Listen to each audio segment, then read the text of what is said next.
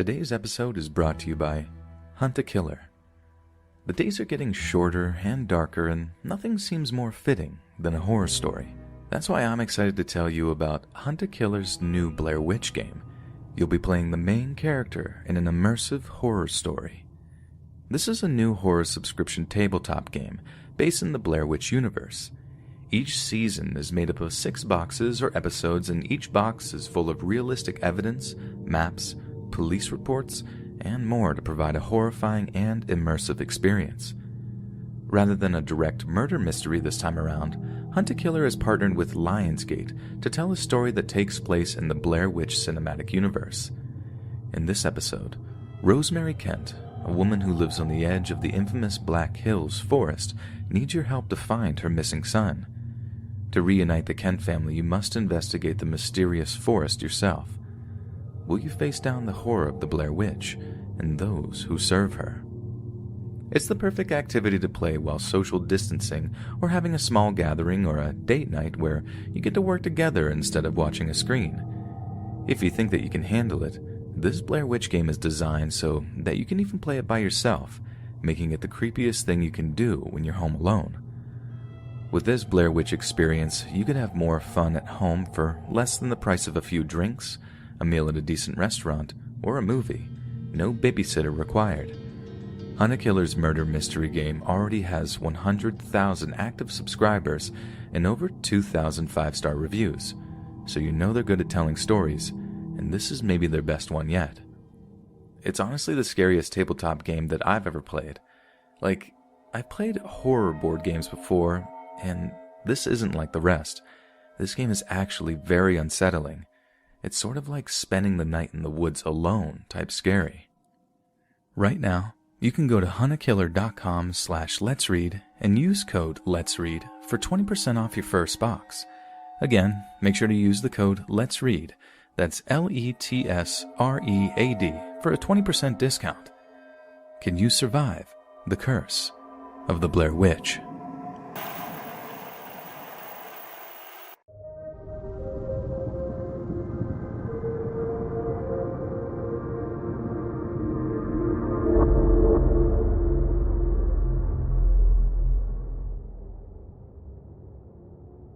I live in a fairly small city here in Arizona.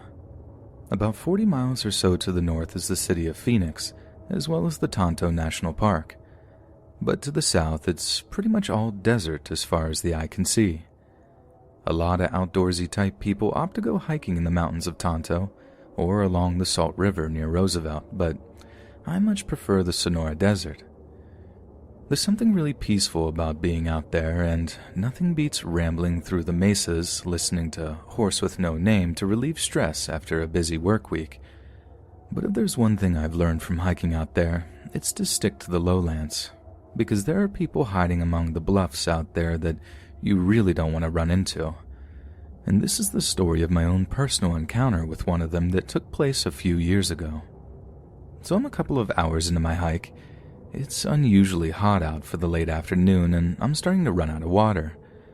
I usually start heading back to my car when my canteen starts to run low, because, as you can imagine, it's not safe being out in the desert with no water. But I was in a real hiking mood. I had more than my usual amount of stress to burn off, and I honestly didn't really feel like turning around just yet. Then right as I'm deciding whether or not to actually call it a day, I see something shining out from a hilltop not too far away.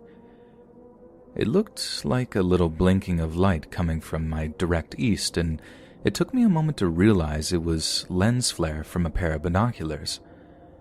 I figured it was another hiker, maybe even a group of them, and that if I asked nicely, I might be able to bum a little water off of them so I could continue my hike. So I pick up the pace, winding through the cacti in the hopes that I could catch them on the hilltop.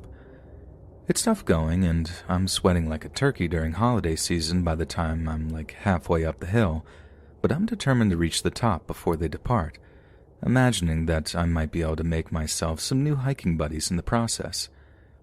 But when I finally reach the top, there's no one to be found. The place was completely deserted. I take a little look around, but still I don't see anyone. Yet I do find evidence that someone had in fact been there at some point, and recently too. I see all these gearboxes covered in some kind of camouflage material, canvas bags shoved into cracks into the boulders, solar panels sitting out in the sun, and even a kitchen with a stove set up under a rock overhang where there was a fire still burning. It was a full-on campsite on the top of that hill, with a pretty commanding view of the surrounding area. Only it was just a matter of minutes ago that I had seen the lens flare coming from what I assumed was this exact site. It was about then that I got this really eerie feeling that I was being watched from somewhere, and it didn't take long for me to discover how that feeling wasn't entirely without reason. "Manos arriba," someone said behind me in a gruff but chillingly calm voice. I know enough Spanish to be able to recognize that this meant hands up. Punctuating those words was the unmistakable sound of someone locking and loading a gun of some description. "Por favor, no dispares," I said as I raised my trembling hands into the air. "Please, don't shoot." The person then said something else in Spanish, something I didn't understand, but the fact that they then pushed me down onto my knees clued me into their meaning. I thought that this was it for me. You have no idea how easy it would have been for them to just shoot me there and then, before leaving my body out in the desert for the vultures and coyotes. Had they done so, there's a good chance no one would ever have found me, not in one piece anyway. But instead of just straight up executing me, this mysterious person began to pat me down for weapons. Then when they were happy I wasn't carrying any, they emptied my pockets of my wallet, phone, and car keys. "Policia?" they asked suddenly. Their words were muffled, and I could tell without turning around that something was covering their face. No policia, no estoy policia," I said insistently, realizing that my life depended on them believing my response to their question. There was every chance they might just put a bullet in the back of my head. Better to be safe than sorry, but no bullet came. Instead, I heard them talking in Spanish again, something that was too fast for me to understand. I thought it was another question or statement directed at me, until I heard someone's voice coming over a radio set, someone this person was obviously communicating with. I strained my ears to try to pick up on what they were saying, knowing that my safety probably depended on whatever reply they were giving, but again, I could barely make a word out. It was a dumb thing to do, but I think my curiosity just got the better of me for a moment, and I found myself turning slowly to try to get a look at the guy behind me. I only caught a little glimpse of the guy before he aimed his weapon at me and barked, "No me mires." Don't look at me, in my direction, but I vividly remember what he was wearing. Besides the ski mask that I had figured he was wearing, he basically had full military garb. Combat boots, khakis, a tactical vest that held spare magazines for his rifle, as well as what looked like little smoke grenades attached to it. I had no idea what he was doing up there, being so well equipped, but whatever it was, he meant business. The next thing I know, he throws my wallet, my water bottle, and my car keys down in front of me, then holds my driver's license up in front of my face.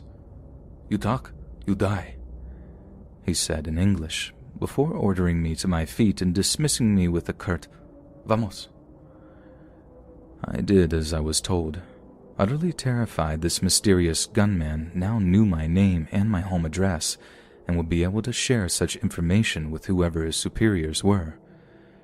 Naturally, I had absolutely no intention of reporting him to the police, and have actually never told a single soul this story until now, and I only do so under relative anonymity. Because when I got home from that hike, I actually did a little research on who that guy could have been, and what I found absolutely terrified me. One of the first things I read online was an NBC article from 2011 which detailed how the Sinaloa cartel was sending scouts up into the hills around the Sonora Desert in order to track the movement and activities of U.S. law enforcement. The article said these cartel surveillance teams will come up into the hills for sometimes 2 whole months at a time, and that there were thought to be 200 to 300 operatives working out there at any one time. They are even equipped with highly sophisticated military gear like night vision goggles and radio encryption equipment. I realized it was one of these guys that I had run into on my hike, and that I had been extremely lucky to have gotten to walk away without catching a bullet. If that guy had even suspected that I was a DEA agent or something and not some dumb hiker who was out walking somewhere he shouldn't have been, I'd have had my bones picked clean by desert scavengers before the weekend was out. I won't lie, I'm definitely no tough guy, and the whole experience most certainly put me off of hiking around the desert for a long time, as it was frankly one of the most terrifying experiences of my entire life. My first time back was a little nerve-wracking, and I couldn't quite keep my eyes off the hills, just looking for that telltale glare from the binoculars of someone watching me. These days, I'm back to making it out there at least once a week, but I make a point of staying away from the hilltops, because next time I run into one of those scouts from the Sinaloa cartel, I might not be so lucky.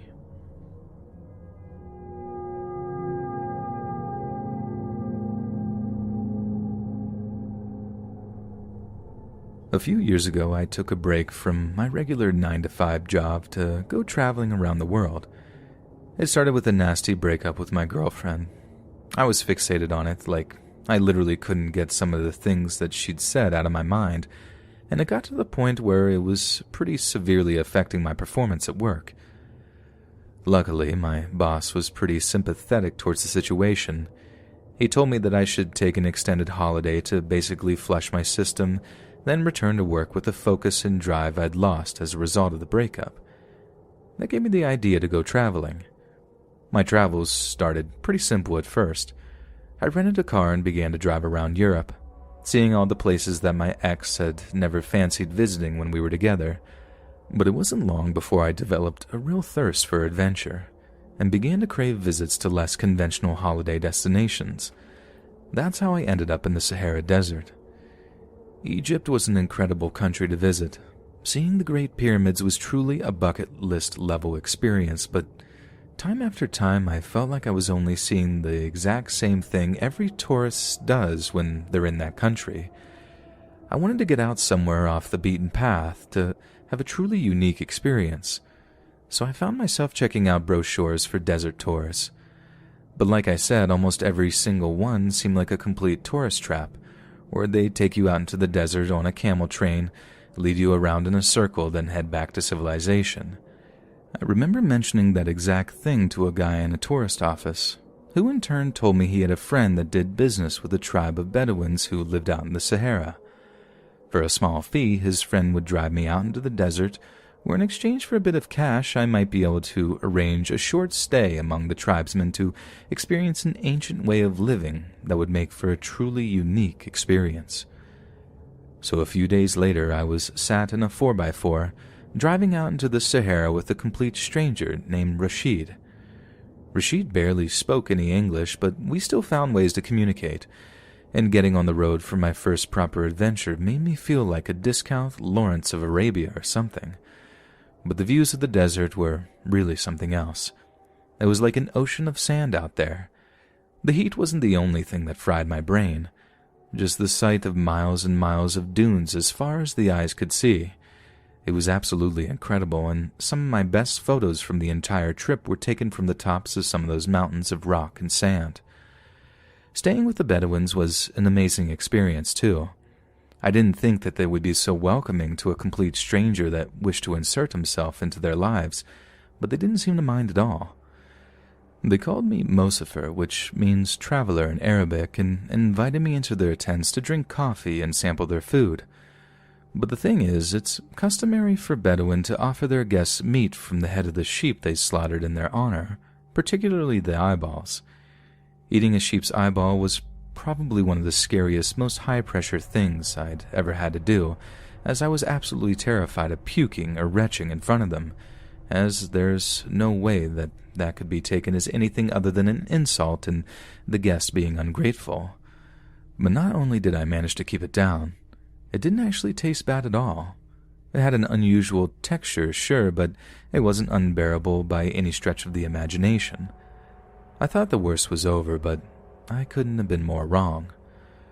The next morning, Rashid, who'd stayed overnight with me so he could drive me back the following day, shook me awake in the guest tent.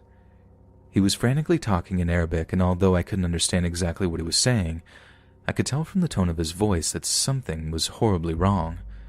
But like I said, we didn't need much to be able to have a basic level of understanding, and when he picked up my rucksack and threw it towards me, I knew what he was getting at. We need to get out of here, and fast. At first, I thought there had been some kind of disagreement with the Bedouin. People were shouting outside of the tent, and in my half-awake daze, I thought it might have been out of anger. But as I came to my senses and walked outside the tent, I realized what it was in their voices. It was fear. In the distance, I saw something that at first I'm not sure my tiny Western brain could even compute. We don't have all that much in the way of extreme weather in England. The worst it gets is some heavy wind and rain. So seeing a huge wall of darkness on the horizon, a gargantuan mass of brown and black, was just about the most terrifying thing I'd ever seen in my life.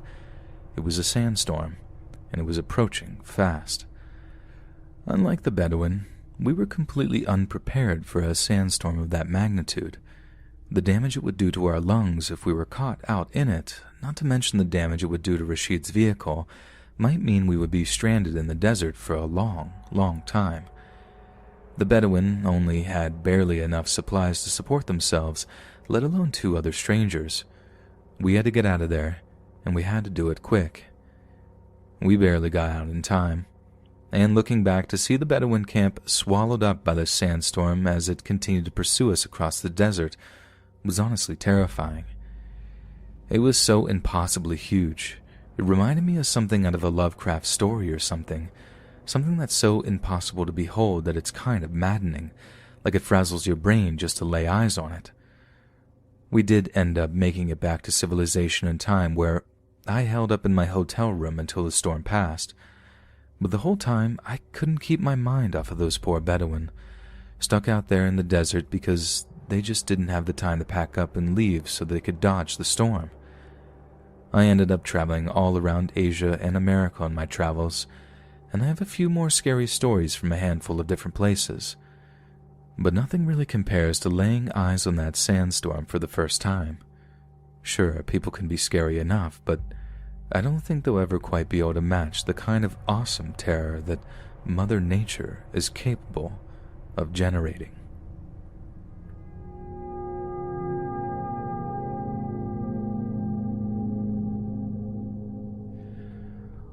On March 31st of 2016, 72-year-old grandmother Ann Rogers was driving across the desert to visit her grandchildren in Phoenix, Arizona. Ann lived over 100 miles away in the city of Tucson, so she didn't get to see her family nearly as much as she might like to, and since it was her grandkid's birthday, she was exceptionally excited to see them. But on the drive over, a series of unfortunate events would force the elderly grandmother into suffering through one of the most harrowing, life-threatening experiences of her entire life, one of terror, desperation, hardship, and ultimately survival. Around halfway into her journey across Arizona, Rogers found that her blue Ford Fusion was dangerously close to running out of gas. She stopped to ask directions from a friendly roadside pedestrian who pointed her in the direction of a nearby gas station. However, given that Rogers had informed the passerby that she was extremely low on gasoline, the directions she was given involved taking a shortcut down some back roads that would take her to the gas station without her completely exhausting her tank supply. This was Ann's first major mistake, since the back roads of Arizona desert looked pretty much identical, and as she tried to follow the directions, she became disoriented and took a wrong turn. As she continued to drive around the desert in the hopes of getting back on the right track, her hybrid began to stall as the engine exhausted the last of its gas, and eventually, the vehicle came to a complete stop and refused to start up again. But at first, Ann had no reason to panic.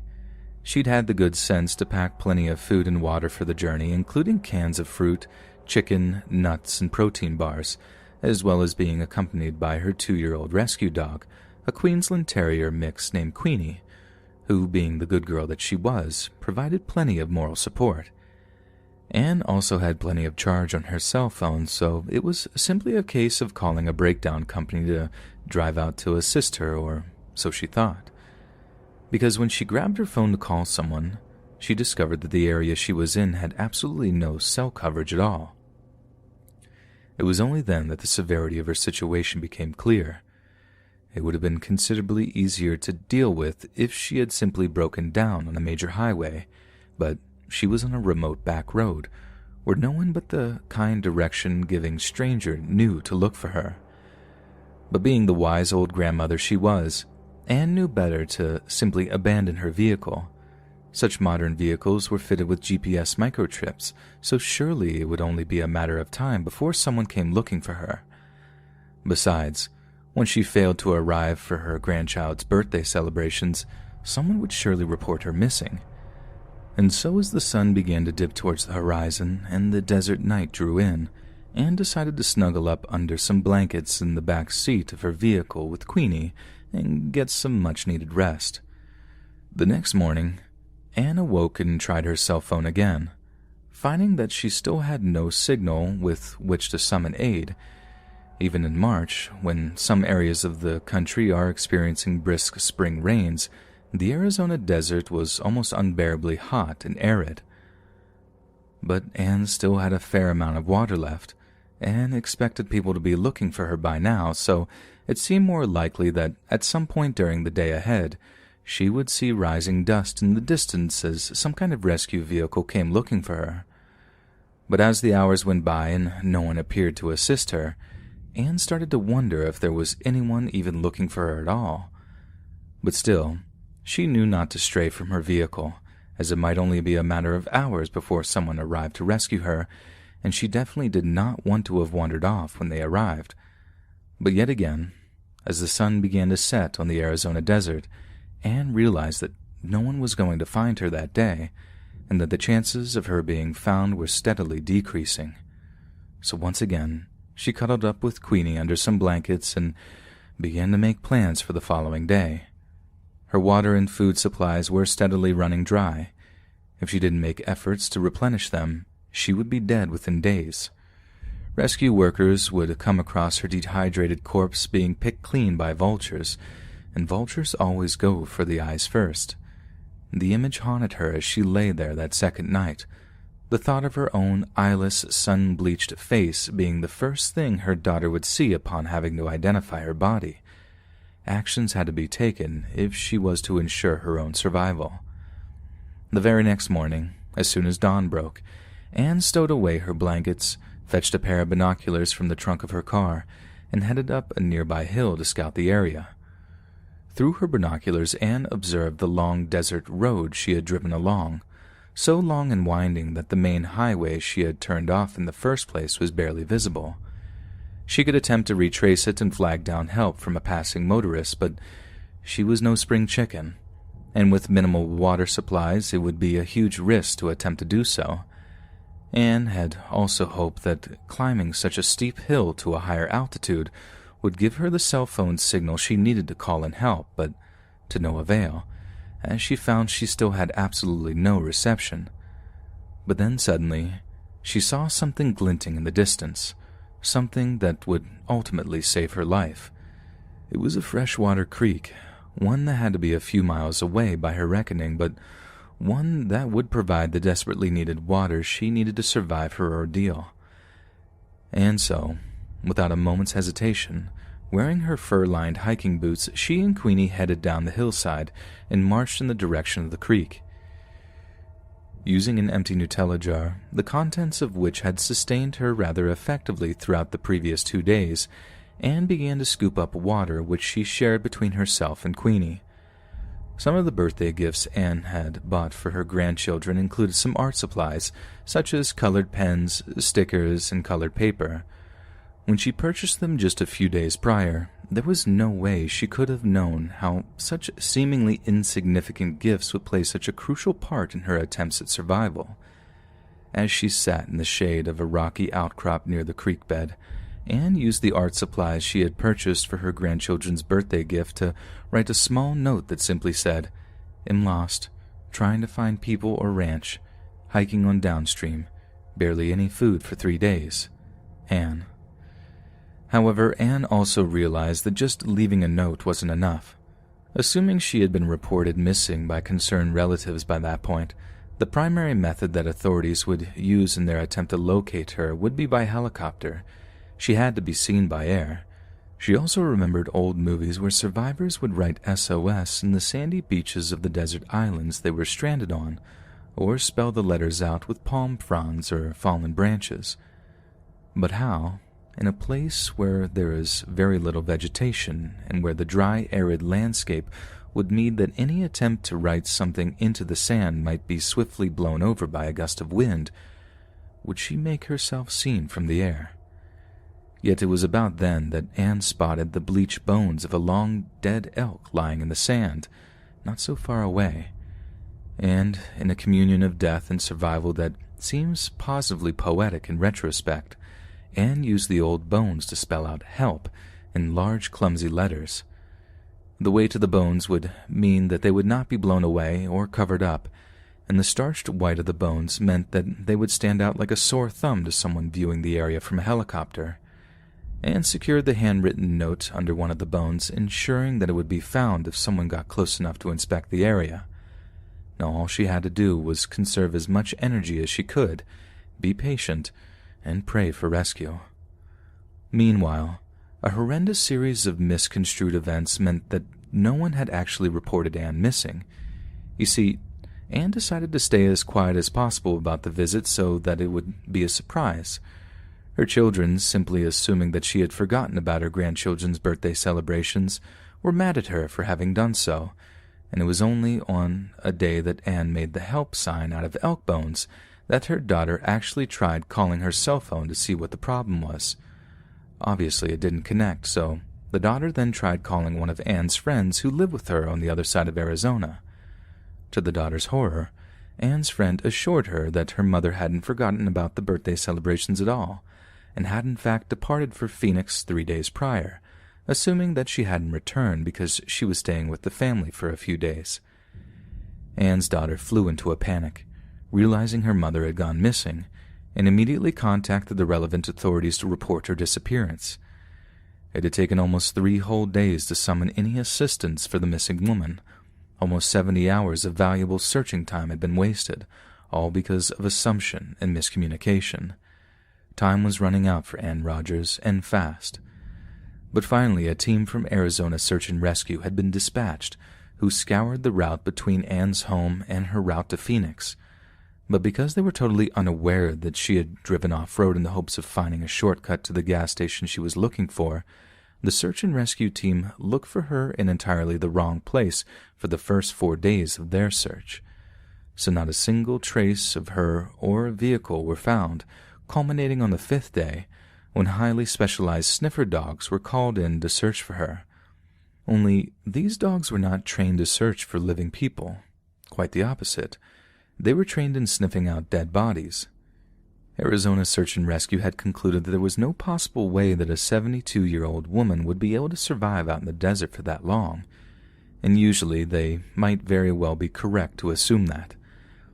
But on the very same day that the corpse-sniffing dogs had been called in, the search teams had made the decision to search the back roads around the highway that Anne was thought to have been traveling down. It was only then that they found her abandoned car, and the search teams went into overdrive in their attempts to locate her. They were close, very close, and they knew it. The helicopter that was previously involved in the operation was called back into service to scour the area surrounding Anne's abandoned vehicle for any sign of her, and it wasn't long before they noticed the help sign she had scrambled together using the elk bones. Ground teams moved in to search the area more intensively, and quickly found the handwritten note that Anne had left on that 3rd day when she walked to the creek to find water. But given that it had been written almost a week prior to its discovery, the ground teams feared the worst, knowing there was only a slim chance that Anne could have survived exposure and deprivation for that long. However, when they followed the creek downstream, they came across a dog splashing on the edge of water. It was Queenie, Anne's 2-year-old terrier mix, and close behind, haggard and weakened from more than a week living wild in the Arizona desert, was 72-year-old grandmother Anne Rogers. She had heard the steady thudding of the helicopter rotor blades, left an abandoned ranch that she had taken shelter in, and walked back along the creek in the hopes of running into those searching for her. It was a gamble. She was extremely weak by this point, but the gamble paid off. The rescue teams couldn't believe their eyes. Anne had no right to have survived such an ordeal, but there she was in the flesh. She had lost a dangerous amount of body weight due to starvation and dehydration, her skin flaked and peeling from the sunburn she had suffered, but the fact that she was standing at all was something of a miracle.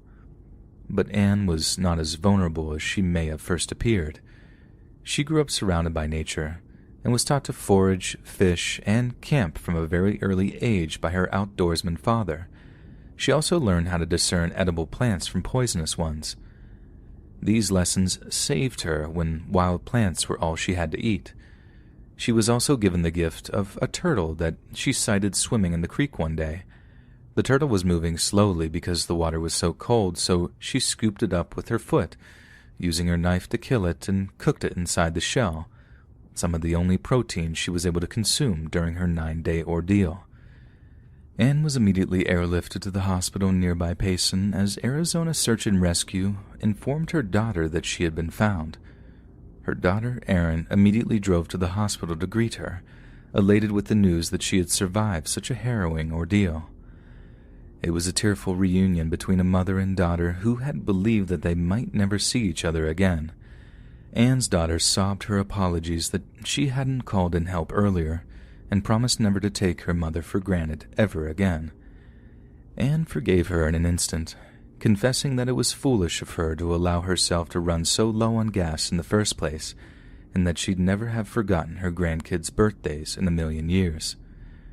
After a few days in the hospital and IV drip, Anne Rogers was discharged, only to be greeted by a flurry of local media outlets who had been following the story of her disappearance closely. As crazy as it sounds, I'd like to get back out there as soon as possible, she said to the shock of the gathered press. I could definitely paint for the next 20 years all the incredible, beautiful canyons, trees, rivers, and rocks that I saw. It's like being in Sedona, only multi-layered, over and over again. Those incredibly wonderful geological scenes all around me. It's frankly incredible that someone could go through such a traumatic and terrifying experience, and then come out the other side of it with such clarity and conscience.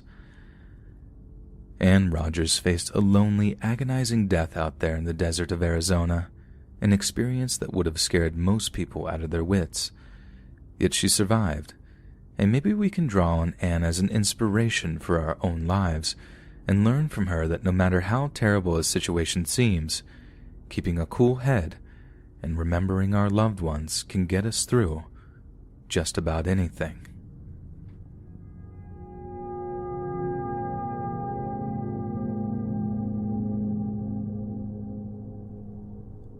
On Friday, May 31st, 2019, Juan Gonzalez, a resident of Las Vegas, Nevada, drove over to his sister's house on West Pebble Road near Durango.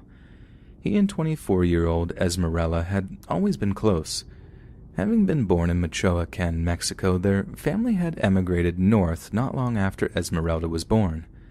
They grew up as strangers in a new land, one in which they often felt like outsiders. As a result, Juan had always been particularly protective of his little sister. But when called over and rang the doorbell, there was no reply. This was unusual, as Juan had called ahead a few days before to make sure that she would be home at the time of his visit, and given that he hadn't received any calls or texts from her that day, he had no reason to suspect that she wouldn't be home. After several more rings of her doorbell, she still didn't answer, so Juan walked around the property to peer through a window just in case her sister was listening to music using earbuds, which she often did during her regular workouts. What he saw inside frightened the life out of him. The home had been completely ransacked, with furniture flipped over and pieces of broken ornaments strewn around the rooms. Juan forced his way into his sister's home, calling out to her as he did so, but still there was no reply. The place was completely deserted. Juan immediately called the police to report his sister missing. Police records indicate that he was obviously extremely worried about his sister's well-being, and he had good reason to be, too. Ever since she graduated with a communications degree from the University of Nevada, Las Vegas, Esmeralda had dreamed of a career in media. In a Facebook post from 2017, she gushed over the fact that she had finally been able to meet some of the news anchors from TV's Telemundo, who held positions that she deeply coveted due to her Latin background. But competition for such media jobs is extremely fierce, particularly for niche organizations such as Spanish-language news outlets. Esmeralda strove to make a name for herself, cultivating an Instagram following of over 300,000 by posting glamour shots that she acquired as part of her side hustle of modeling and exotic dancing. The profile described her as a real estate investor, humanitarian, social scientist, anthropologist, and foreign model. She was a very sweet, very nice young woman, neighbor Janice Zeno told a local news outlet in the days following her disappearance. She had a cute little toy poodle, and she would sit out on the little bench outside of her house, and she was very pleasant every time we spoke to her. Esmeralda also had big dreams, and once posting a Facebook status that simply read, "Life without dreaming is a life without meaning." But time and time again, her hopes of securing a media career were dashed, until one day, Esmeralda seemed to suffer from a full-on nervous breakdown. After a brief stay in a psychiatric unit in her adopted hometown of Las Vegas, doctors diagnosed her with bipolar disorder and schizophrenia. But despite being prescribed a series of antipsychotic medications in the wake of her breakdown, Esmeralda's condition appeared to have worsened. She became more and more heavily involved in the adult entertainment industry, and along the way found that narcotics were much more effective at alleviating her stress and disappointment than any of the doctor-prescribed medications, with her drug of choice apparently being crystal methamphetamine. Obviously, such heavy use of the drug had a devastating effect on her mental health, as well as her finances, with Esmeralda being forced into performing seedier and sleazier acts in order to fund her lifestyle. Her brother Juan and the rest of her family were all too aware of her recent struggles, which is what led Juan to seek to check up on her the day that she was found to be missing. In order to aid the ongoing police investigation into her whereabouts, the Gonzalez family set up a Facebook page, simply titled Find Esmeralda Gonzalez. A post on the page from June of 2019 states that it has been an absolute nightmare not knowing where she is. We're just worried about her every day, constantly thinking about her, and appealed to anyone who might have any information on her whereabouts to come forward. Yet 3 months later, in September, Esmeralda had still not yet been found, and none of those involved were any closer to determining just where she was located. One post on the Facebook page noted that Esmeralda had been missing for 99 days. Our page was temporarily down to attempt to give Esmeralda's family a break from the emotional toll of this experience. Thank you everyone for your positive wishes and continued concern. Days later, some deeply concerning details emerged regarding her well-being before she went missing. Gonzalez was described by the Facebook page devoted to finding her as being in fragile mental health in the days leading up to her murder. In the days before her disappearance, Esmeralda experienced multiple psychological episodes. She's extremely vulnerable. We miss the friendly and cheerful presence of Esmeralda. Her family desperately seeks answers about her whereabouts, a post read. Las Vegas Metro Police then made a disturbing breakthrough. They discovered that Esmeralda had been sighted the day before she disappeared at a nearby car dealership and later on the home surveillance camera of one of her neighbors. She was dressed only in lingerie and high heels and was reportedly acting dispirited and depressed. The events that led up to her walking around in next to nothing in a melancholy daze are unknown, but it doesn't take a detective to work out that they can't have been good. After watching a series of tapes from CCTV cameras near the dealership, police contacted identifiable witnesses who reported that Esmeralda had apparently stopped them to ask for a ride. Another pair of homeowners told police that she had actually tried to open up the door of her home in an upset and disoriented state before they were forced to make it clear that their home was most certainly not the one she was looking for. This was the last time she was seen alive. However, Vegas Metro Police knew that they were extremely close to finding her, and once again appealed to the general public after disclosing the breakthroughs of the case. It was then they received a horrifying tip from an anonymous caller who claimed to have been visiting a friend's house during the last week of May, where they'd seen a beautiful young Latina girl wearing nothing but lingerie. After the girl and their friend had gotten into some kind of verbal altercation, the girl had apparently punched the caller's friend in the face and threatened to call the police. She was then dragged into a bedroom where the altercation apparently continued. After some time, the anonymous caller walked over to the bedroom door, opened it, and peered inside. There they discovered a nightmarish scene that they told police was something out of a horror movie. The caller's friend had the young woman tied to a bedpost, apparently have beaten her until she was barely recognizable as a human being. The caller then noticed that next to her tied-up body was a bottle of swimming pool cleaner with the cap off. Their friend has filled with a syringe with the caustic liquid and was in the process of injecting it into the semi-naked girl's veins. The caller then fled the residence in horror and had not spoken to their friend since, but did note that they had observed erratic behavior from them in the days that followed. The homeowner was a 45-year-old man by the name of Christopher Prestipino, who lived on the exact same street as Esmeralda Gonzalez. Vegas Metro Police then paid a visit to Prestipino's residence to question him on the girl's whereabouts. As soon as he denied the events having happened or that any such female had ever visited his home, they knew they were onto something. Police then went about investigating Prestipino's actions in the days that followed the apparent incident, discovering that he had rented a 15-foot truck from the U-Haul moving and storage outlet on the 8600 block of South Las Vegas Boulevard.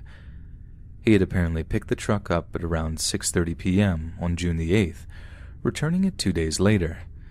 Employees remembered that the truck smelled heavily of cleaning products, which was highly unusual given the dire state of some of the vehicles returned to them.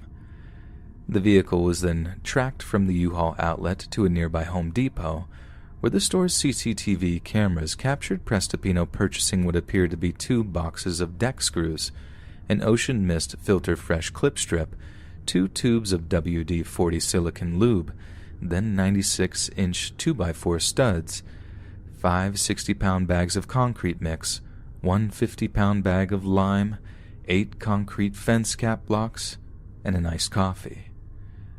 Homicide detectives were then able to track the U-Haul truck on its journey back to Prestipino's home, where it stayed until the next day, where Prestipino appeared to drive it out into the desert north of Las Vegas. Detectives then enlisted the help of a local search unit, giving them a rough area of a few square miles to comb over and instructed to report back with anything unusual that they might notice, especially any signs of construction involving concrete. With the aid of a helicopter observation unit, Las Vegas Metro Police drove out into the desert and began an intensive search of the area they'd been given. Ground teams scoured the area, searching gullies and ravines, covering every inch of the dry, dusty desert in the hopes of finding a clue to Esmeralda's whereabouts. Homicide detectives had initially speculated that Prestipino may have driven a still-living Esmeralda into the desert to imprison her in some kind of makeshift concrete cell. But the reality was much more horrifying, because on October the 8th, a full 4 months after Prestipino had rented the U-Haul truck from the outlet on South Vegas Boulevard, the search teams came across a homemade wood and concrete structure hidden in a compact desert valley. They broke open the wooden exterior to find that inside was not a hollow containment area, but solid concrete. There were no obvious signs of foul play, but the structure was still extremely suspect, especially given that it was made up of the exact purchases that Prestipino had made during his 8th of June visit to Home Depot. A team was called in to break up the concrete block, and as they did so, the smell of death filled the air around them. Contained in the solid concrete that stood before them was the dead body of Esmeralda Gonzalez. Vegas Metro Police immediately issued an arrest warrant for Christopher Prestopino. He was found at his home, putting up no resistance as he was arrested on charges of open murder, kidnapping, and conspiracy to murder. Police then drove him over to the Clark County Detention Center, where he was interred on a bond of $500,000. Prestopino's 31-year-old girlfriend Lisa Mort also faced a charge of harboring, concealing, or aiding a felon, given that she was noted to have visited her boyfriend at home during some of the events in question. Clark County online court records show that Prestopino is a felon. He has multiple drug cases on his criminal history, including one of manufacturing meth. His felony case for drug dealing dates to 2001 and resulted in a suspended sentence and probation. His trial for Esmeralda Gonzalez's murder was set to begin in late April of this year, but there has been little media coverage, and we will simply have to wait to see what the verdict will be. But God help any jury that has to survey the evidence surrounding the case and contemplate the sad and terrifying events that led a young woman with big dreams to be murdered in such a horrific fashion before being encased in concrete, driven out into the desert, and left there in the hopes that she would never be found. We can only imagine how horrifying Esmeralda's final moments were. Seeing a man who lived on the very same street as her, someone she probably knew personally, about to inject pool cleaner into her veins, a traumatic end to the life of a troubled young woman. May she see justice, and may she rest in peace.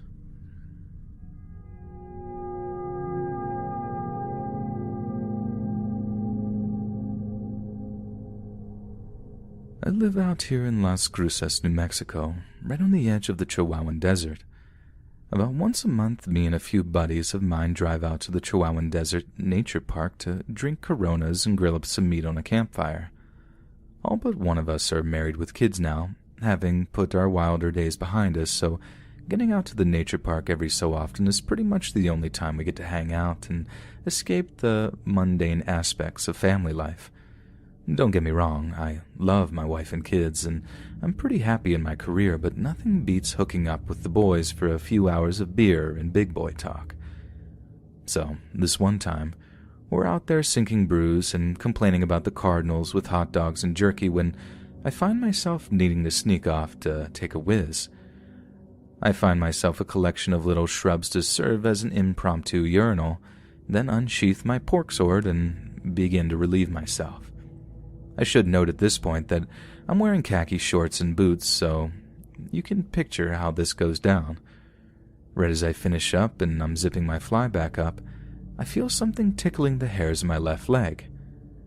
I look down, and there's a freaking scorpion crawling up my leg. Now you should know I am absolutely terrified of spiders and scorpions, like I'd actually pee my pants scared. Anyone else might have just slapped the thing off of their leg like a ninja, but I just freeze up completely, watching as the thing continues to crawl up my leg using my hairs to get higher and higher, until it's in a serious danger of sneaking up the leg of my shorts. I had like one last chance to get that thing off of me before it disappeared, and unfortunately for me, I simply could not summon the bravery to do so. So, I was forced to watch as that evil little monster crawled up in my shorts.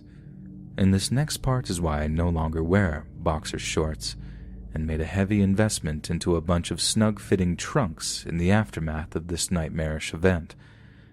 Because the scorpion doesn't stop when it's hidden away under my shorts, and I can feel it slowly but surely crawling up my thigh, further and further, until it reaches the loose opening of my underwear. Now at this point, my buddies are calling out to me and making all kinds of dumb jokes about me playing with myself over a particularly attractive wild pig. I wanted to tell them what was going on. Maybe they'd been able to find a way to rescue me from a fate worse than death, but like I said, I was just froze in absolute terror as I feel that scorpion crawling into my underwear and dangerously close to my junk.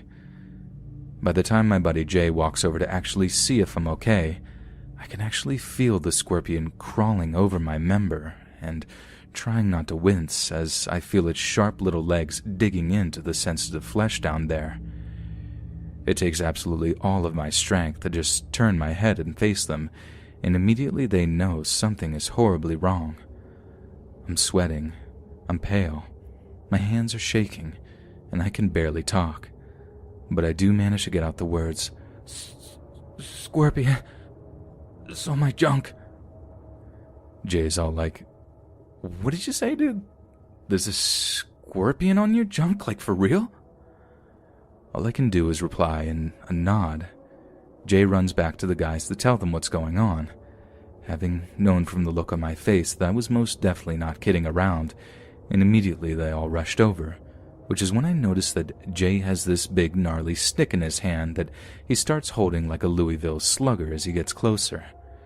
So I'm just stood there, trying to stay stone still as the boys argue amongst themselves about why it would or wouldn't be a good idea to smash me in the junk with a stick in the hopes of killing the scorpion and saving me from perhaps the worst pain that any man could ever experience. And all the while, I have to just stand there and feel every little movement of that scorpion as it navigates its way across my meat and taters, praying that it doesn't opt to just nestle up inside my underwear as its new, fleshy home.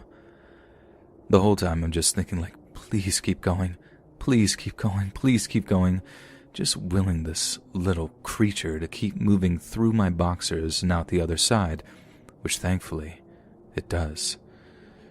I've never been so convinced of the existence of an ever-loving God than I was in that moment, as I felt the scorpion crawl out the other side of my boxers and down my right thigh. Then, as it slowly emerged from the right side of my shorts, one of my buddies leans in and smacks the thing off my leg with one swift, liberating flash of movement.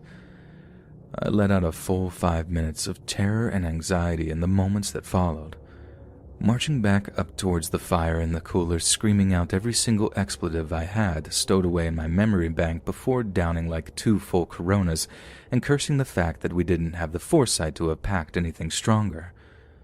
Luckily, it didn't take long for us all to see the funny side, with my buddies making jokes about how a scorpion had gotten closer to my junk than my wife had in years. I have to admit, I laughed at that one, and the jokes helped break the tension and calm me down.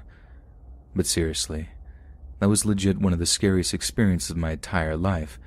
I can't even imagine the kind of pain I'd been in if I'd had panicked and had that little monster sting my twig or berries. And now, when we go out to the nature park for brews and boy talk, I always wear long pants. Hey friends, thanks for listening.